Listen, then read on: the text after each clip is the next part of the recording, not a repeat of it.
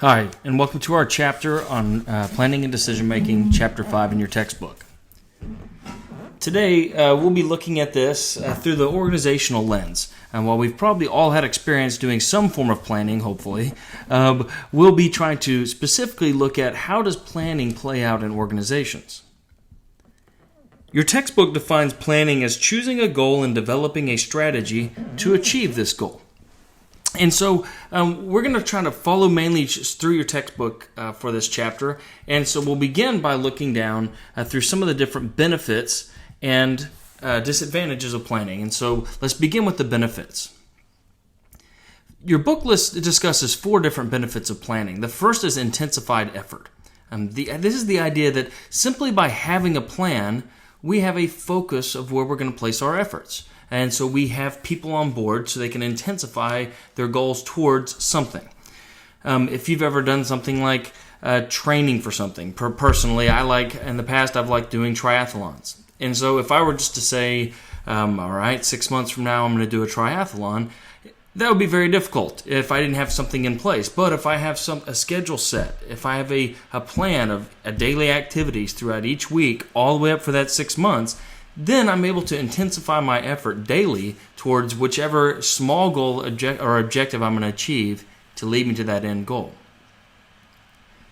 The second part of benefit of planning is persistence. The idea that you're consistently pushing towards something, and by planning, it gives you this motivation to pursue or to stay rigid to this. A lot of people use persistence with diet planning. So they set themselves on a diet, and if they just said, all right, I'm going to go on a diet, usually they've already fallen away from that diet within a week. But if they set themselves goals, they're more likely to be persistent towards achieving that. The third benefit of planning is direction, and this is just giving a direction for encouraging managers and employees to persist toward a specific activity. So it's pointing us towards the place that we're actually wanting to go. And the fourth is that we have this idea of creation of task strategies. So as we plan, as we start going through something, we become more comfortable, more knowledgeable of it. And so then we can create more effective strategies for how to achieve that plan because we're on the ground. Let's move next to the pitfalls of planning, and we could actually go through a nice long list of these. But your book kind of succinctly brings this down to just a few, and so let's discuss these. First is that planning can potentially impede change and prevent or slow adaptation. So the idea here is that simply by laying down a plan, all of a sudden it's maybe more difficult for some people to deviate from that course of action. We see this in organizations all the time. A lot of people call it strategic inertia, the inability to change course after you've already started down something. If you've ever watched somebody do something that you know is wrong and everybody outside them knows it's wrong, but they're persisting and going after it because maybe that's been their life goal or maybe their periodic goal, and then all of a sudden they realize later that it was a mistake. Well, this is usually because they've already laid down a plan. And because they have this laid course of action, it's very difficult for them to adapt. A second pitfall is that it can give us a false sense of security, a false sense of certainty about what's going to happen in the future. I teach a course in organizational strategy. And one of the things that we do is a simulation. And each year of the simulation, my students have to come up with a forecast. How many units of this product they think they're actually going to sell.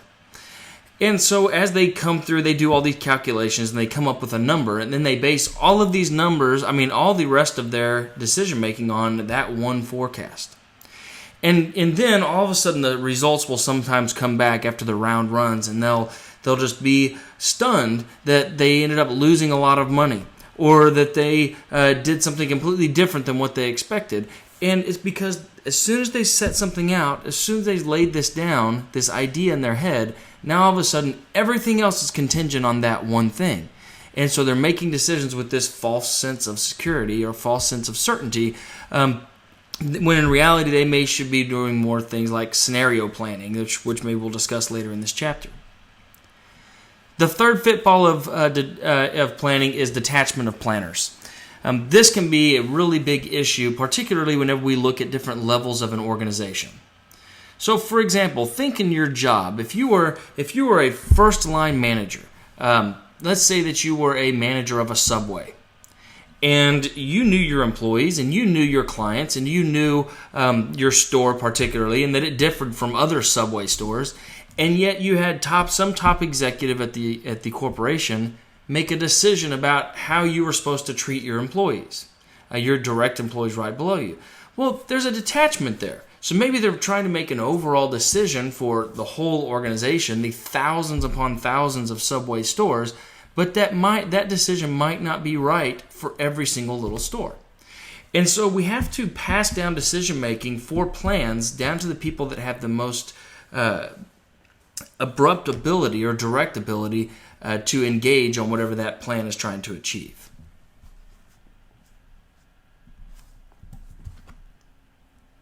So this brings us to a model that's in your textbook, Exhibit 5.1, about how to make plans work. And we're going to walk through these 5 different steps: setting goals, developing commitment to the goals, developing effective action plans for those goals, tracking your progress, and then, potentially most importantly, maintaining flexibility. And we're going to walk through these 5 different steps as we go through the next few slides.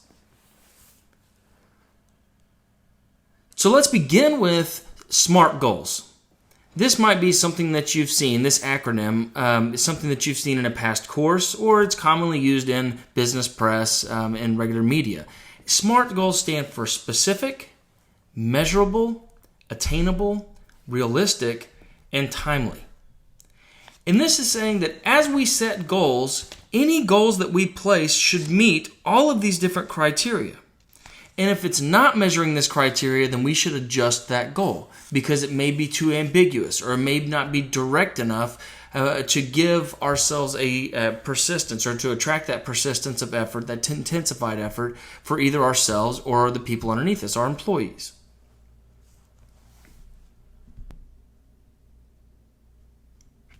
The second stage of this goal planning process that we're looking at is going to be developing commitment to goals. Goal commitment is the determination to achieve a goal. It's simply getting people on board. And so how do we accomplish this second level in an organization? One thing we can do is set goals collectively.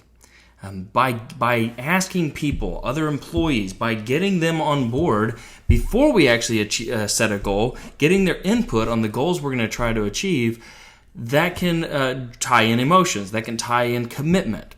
Second, we can make the goal public. Simply telling somebody, saying maybe to the media or saying to across the organization, here's what our goal is. Again, tie it back to your personal life. If you are trying to get support for, I'm trying to think of an example here. If you're going to try to lose weight, maybe you tell your spouse, okay, my goal is to lose 10 pounds in the next 3 months. And then you have somebody that also holds you accountable or somebody that also works with you, encourages you for how you can achieve that. Third, you obtain top management support. So if you're a middle level or lower level manager, you can come up with a great goal. You can get your employees on board. You can tell everybody, here's where we're going to go. But it's top management that probably has the resources that you need, the support that you need to help you truly achieve that goal. And so if you can obtain that, then it can increase everybody's commitment to what you're trying to achieve. The third step is setting an action plan. This is the part that everybody usually just jumps to. We're going to get specific. What are the specific steps that we're going to take for achieving this? We want to know the people. Who's going to be required for achieving this? Is it just us? Is it multiple employees? Is it everybody in the organization? We need to know the resources. What money are we going to try to use? Or what people do we actually need? And then a time period. How long are we going to need to actually get to this? So let me give you an example. Right now at University of West Florida, one thing that's been discussed by the provost and by some of the faculty is there a need to move more towards faculty conducting research? And so this has been thrown around, and so some of the things that have happened is they've developed a committee, and this committee is assigned to researching what steps need to be taken. And so the output of that committee should say, all right, for us to to make the next step on research productivity at a university level, we need to do A, B, C, D, E, these steps. And we need these people on board. We need all faculty, or we need faculty that have this emphasis. And then third, we need support. We need financial support to allow faculty to attend conferences or other resources to allow them to conduct their research, give grants. And then fourth, we need some type of measurement. We don't just want to say, here's what we're going to do. We want to say, we want to do this, and it's going to take us 1 year to get to this point, and 2 years to get to this point, and in 5 years, here's our goal to achieve and what we want to achieve. So all of these 4 criteria would be important for developing effective action plans. The 4th step is potentially the very most important. This is tracking our progress. And tracking progress does not just mean at the end coming back and saying, okay, did we do it or did we not? Did we achieve the goal or did we fail? Tracking progress means a continuous commitment to looking at and tracking how we're doing in trying to achieve the long-term goals. One point that your book makes is it breaks down these goals between proximal and distal goals. Make sure you understand these. You will see this distinction between these whenever you get to your second exam. So let's discuss these briefly. Proximal goals are going to be short-term goals. These are, you could even call them sub-goals that are little staged goals to achieve the long-term goals, which would be that distal goal. And so these distal goals are the long-term goals that we're trying to achieve. So I was just talking a second ago about commitment to research. So for me, I do quite a bit of research in many different areas. And so for example, if I was going to try to publish an article in the New York Times, I'm not just going to sit down tomorrow and write it and then try to get it published. I'm going to set myself stage goals. My distal goal would be getting an article published in the New York Times.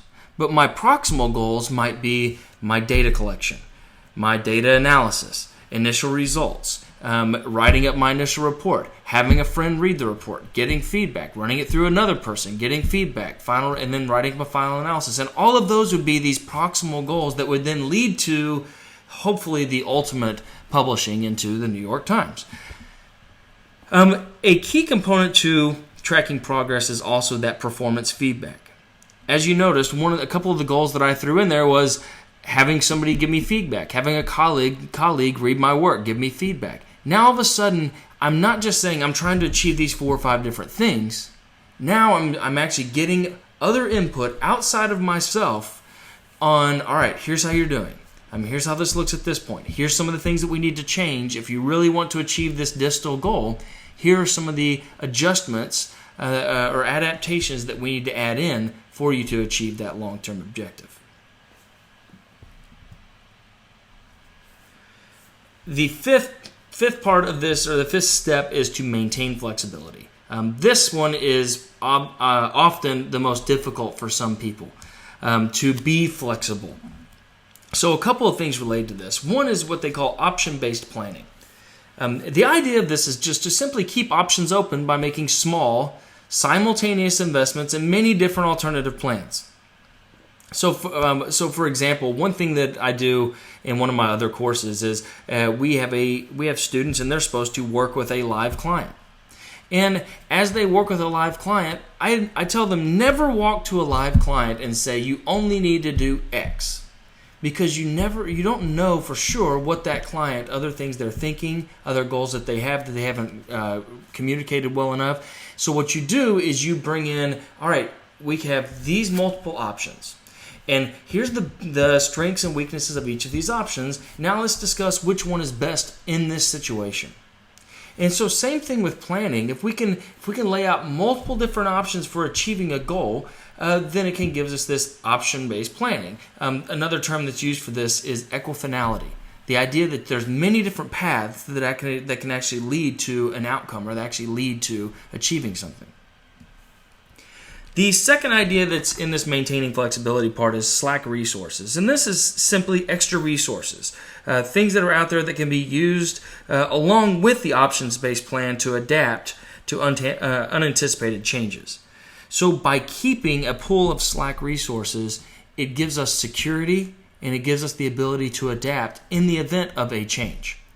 So if something happens, we're not prepared for it, well, hopefully we're not completely, fully, 100% committed with all of our resources to the one course of action, and that we've had kept some area of slack resources that we can now tap into to alter our approach.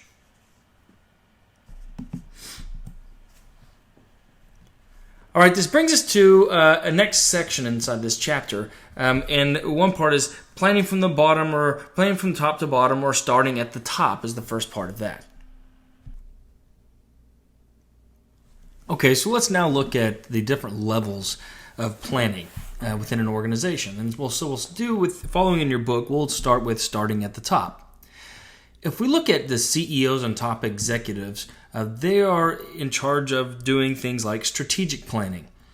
Strategic planning is much more long-term than other types of planning. So they are trying to determine what is the direction of this organization over the next, as your book suggests, 2 to 5 years, sometimes even longer. So driving this is things like a company's purpose statement. You also see a vision or a mission statement for lots of companies. And the point of these statements is to clarify where a company is going and why they're going there, not just to themselves, but also to other stakeholders, shareholders, and even things like customers and employees. Along with this purpose statement then is what we call strategic objectives. And now these strategic objectives are basically specific goals that are there to calculate, to give us, to bring forth the efforts of the employees, but also to give us something specific to accomplish, such that then we will ultimately achieve accomplishing the strategic plan. So again, just to note, strategic planning is carried out by CEOs, top executives at the higher level of an organization. So for example, let's use a running example for here and through the next two different types. Let's think of, we've already talked about Subway. So for the CEOs and the top executives of Subway, they may be choosing things like, what new countries do we want to try to move into? Are there certain markets that we're not tapped into right now that we should expand into? So right now we're in Subway sandwiches. Should we try to look into moving into a different type of food as well? So these are very high-level directional changes for the company. The next place down that we'll move to is your book calls Bending in the Middle, and this is focused on tactical plans. And tactical plans are carried out by middle-level management. So these specify how a company is going to use the specific resources or budgets that they've been given by the top-level management. So after we've made a strategic plan, now to carry the strategic plan out, middle level now is using these tactical plans. And the frame is usually somewhere between 6 months and 2 years. One way to do this is what your book describes as management by objective. And this is more of an engaging approach to developing tactical plans for middle management. With this approach, you get these other employees that are at a middle level, and you get them involved in both the decision making and the dispersion of these plans. So you bring them together, you discuss all possible goals that you could come up with, and then together you collectively set the goals that you're going to try to achieve. After that, then you finally develop, once you've set your goals collectively, we develop a tactical plan for how to pursue it. And then with our group, we continuously monitor our performance with regular meetings and reviewing the progress. So let's come back to our Subway example. And we talked about the CEO, top executives doing things like choosing, should we expand Subway into Brazil? That may be one suggestion that they'd have. Now, the tactical plan would be carried out at that next level. So this would be the managers to where the people above came to you and they said, you know what, we're going to move to Brazil. Now we want you to tell us how we're going to carry this out. And so that would then move down to the next level to choose, all right, well, are there certain locations in Brazil we should focus on or should not focus on? Are there certain type of alterations that we should make to our product based on the culture? So this would be that second level after we've already chosen where we're going to go.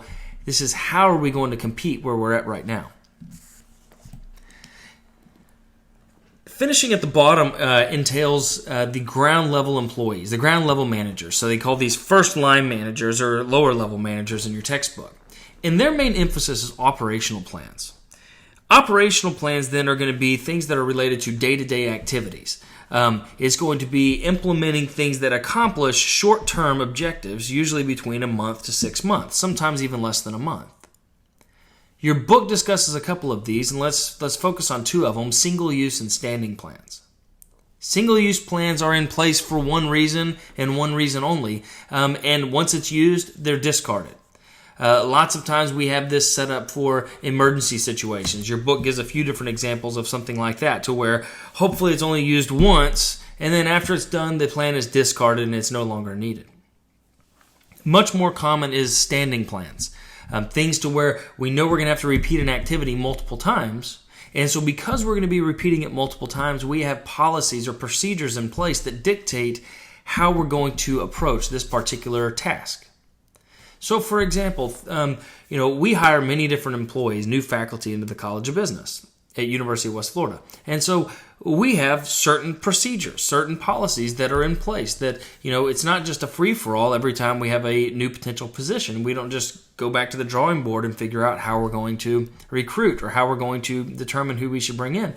We have certain things that are in place that we follow through these steps, and we make sure we do contact these individuals, and we make sure we post in these different places to make sure it's a fair and open job procedure, to make sure that all candidates are considered, and to make sure that we're meeting all the different regulations that are in place. The third part of operational plans is going to be the budgets, and this is just simply giving us a budget for what we can use to accomplish these single-use or standing plans. The next stage in this chapter we'll talk about is the idea, the concept of rational decision making. This is a very tough area of this chapter, and because it's saying, if we in a perfect world, how would we make decisions? And so as we walk through these 6 things, we'll talk about this. We'll talk about approaches to this. The real problem in business is that lots of times we don't have the opportunity or the resources to go through all of these different steps. And we'll get to some of those potential issues when we get to the end of this discussion. So let's walk through these 6 different steps to rational decision making. And we'll begin by looking at just simply defining the problem.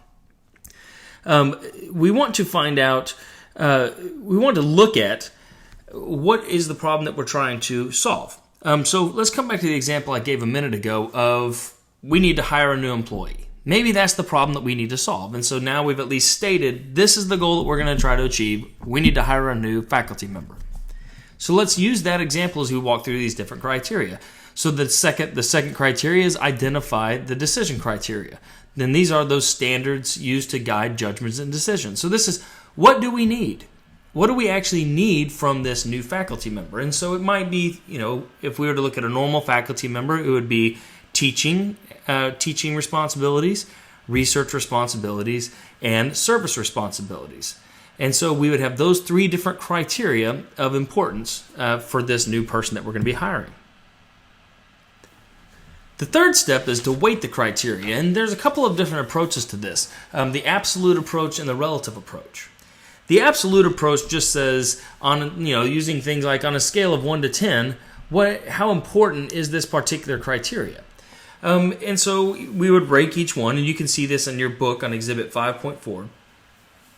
You would have multiple criteria, and you could rank them all as very important or all as something less important, but you would just use all those. You would basically have all 3 in our case, all 3 criteria, and you'd rate each one individually. And so we would say, okay, for the job, for this new faculty that we're going to hire, what do we really need for them? Is our main focus that we need a person that's going to come in and do a ton of research for us and maybe just be a decent teacher and not do much time into service? Or do we need an administrator? Do we need somebody that's going to come in and put 50 hours a week into service and then just teach just one or two classes and not do much research? Or do we need somebody that's going to come in and teach 8 classes a year? Or whatever. So again, it's just now we're weighting the importance of these criteria that we've identified in step 2. The alternative approach to this is relative comparisons. And this is used in, you can use this in lots of different situations. And your book actually gives an example of choosing a school. From my personal experience, me and my wife, whenever we selected to move to the University of West Florida, we came here from Ohio.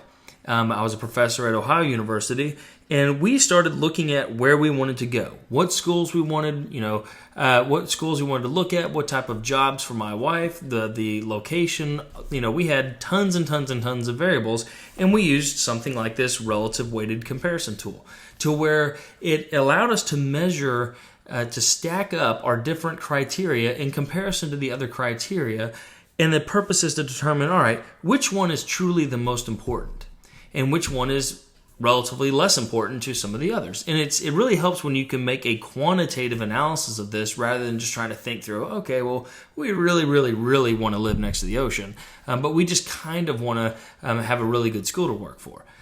So again, the point of that is going to give us some type of quantitative analysis to use for this decision making.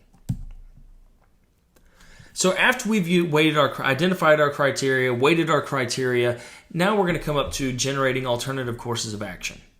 So we are going to now open up our decision making to trying to decide what are a few different things that we could do. What are a few different options that we could take?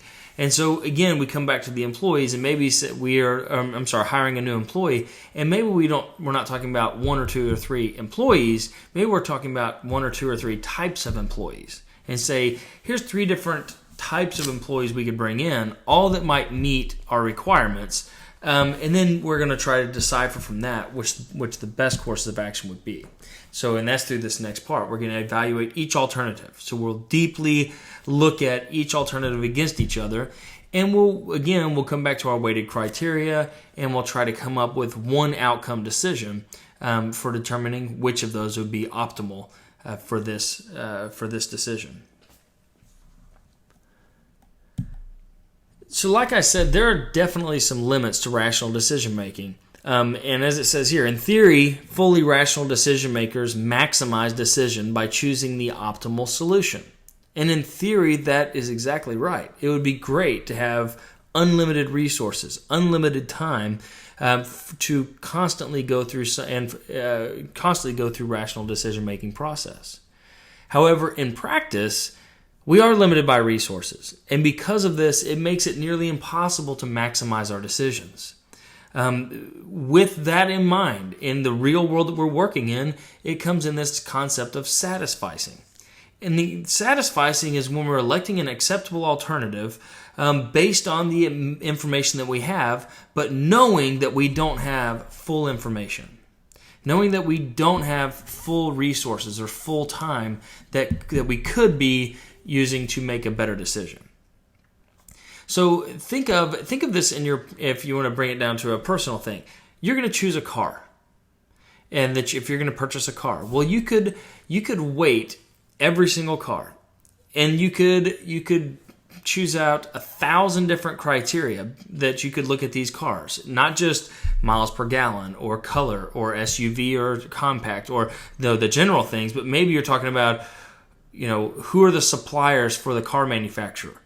What things are they doing corporate social responsibility for the environment? Or, we could look at lots and lots and lots of different criteria, but is it truly optimal or is it even realistic for us to look at every single one of those variables and compare it against every single car and every single car manufacturer? Well, of course not. We just wouldn't have the time or the energy or whatever to actually do that. And so instead, we'd back off, and we might choose based on the limited information we have, based on if we need the car tomorrow, we'd try to quickly gather all the data we could and make a decision. And that is where we would come to this idea of satisficing.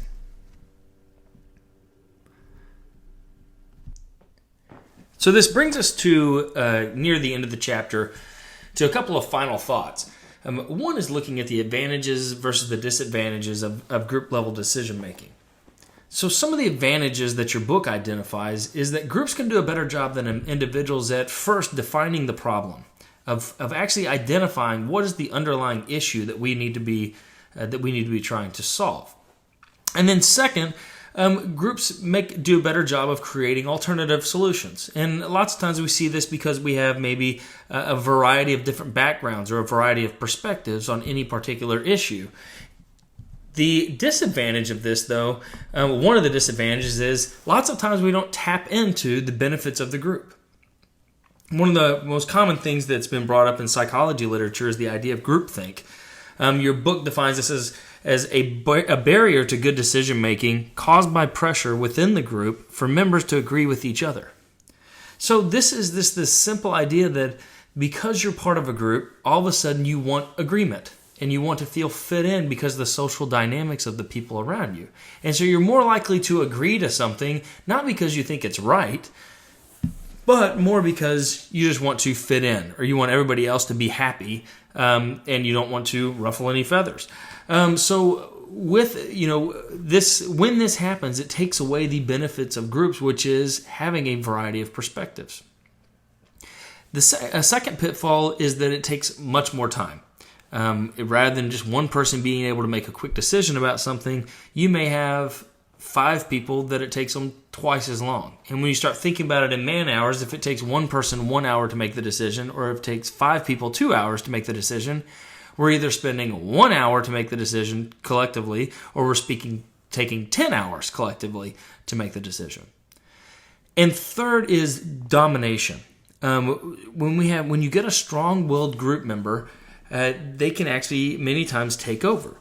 And because of that attitude, or because of that personality, it can also oftentimes cause somebody else to become less vocal in the group.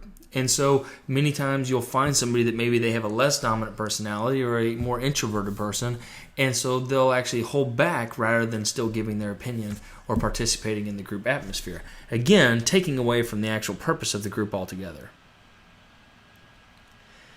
Now, with that, two types of conflict you need to make sure that you're familiar with, and because you'll see multiple questions on your exam related to these types of conflict, and then the other things of structured conflict that we'll talk about. The distinction between C-type or cognitive conflict and A-type or affective conflict. And let's dig into those. C-type conflict is problem-focused conflict.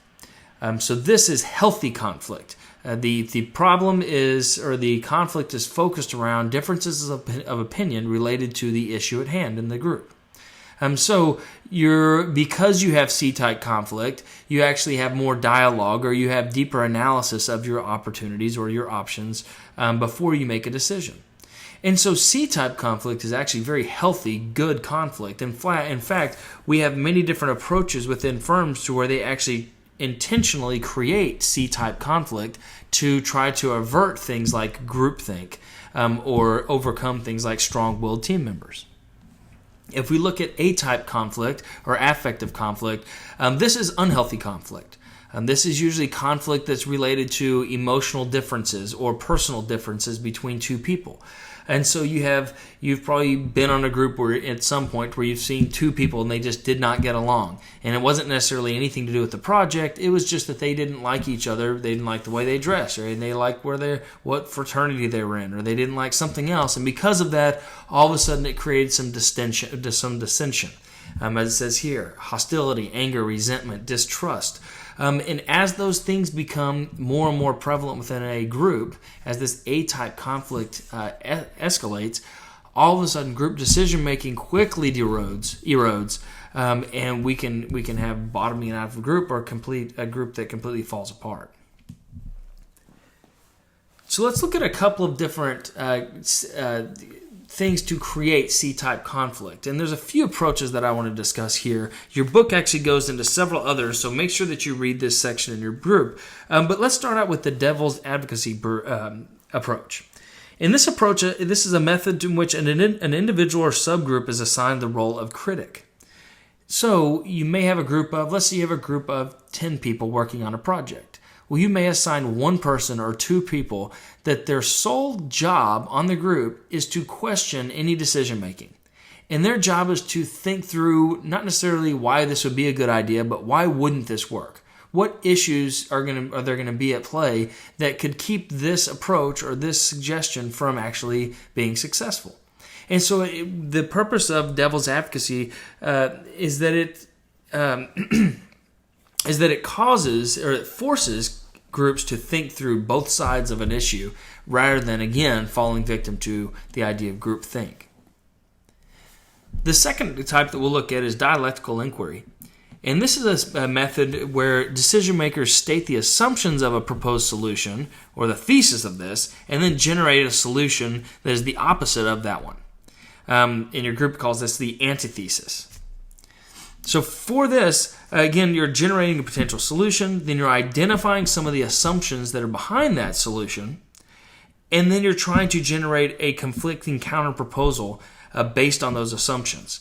And so, through that, you create a solution, create a counter-solution, and then have people that advocate for both sides of that to actually, again, engage in dialogue before making a final decision. The third type we'll talk about, or the last type that we'll talk about here, is the nominal group technique. And this technique is a method that begins and ends with having group members quietly write down and evaluate ideas that are going to be shared with everyone else. Again, the intention of this is to try to pull out the benefits of a group, to try to get the perspectives, the thoughts of everybody in the group without risking having a strong-willed person take over, or without risking one person throwing out an idea and then everybody else jumping on board. And so, if we were sitting in class right now, we may have a exercise to where we do something like having everybody say, "All right, what is something what should we spend $1 million for the university on?" And so if we said we got a donation from somebody outside the university, here's $1 million, you get to spend it on whatever you want. Well, if we sat in a group of 5 and just discussed it together, well, the first person says, well, we need to get a new sports facility. And then maybe people start talking about, we need tennis first, or we need soccer first. Well, and instantly, just by throwing out sports facility, all of a sudden everybody else's minds have already moved to maybe this one topic, even if there's variations of that topic, where the nominal group technique tries to avoid that. It says before we have any discussion, have everybody write down what ideas that they have for it, and then we'll discuss all those different 5 options. So then instead of the first one being sports facility and everybody going with it, we have one person that writes down sports facility, and one person that writes down new scholarships, and one person that writes down better security systems, and another one writes down more parking or whatever, and then we have multiple very different options that we can now discuss and then start beginning to discuss derivations among those options.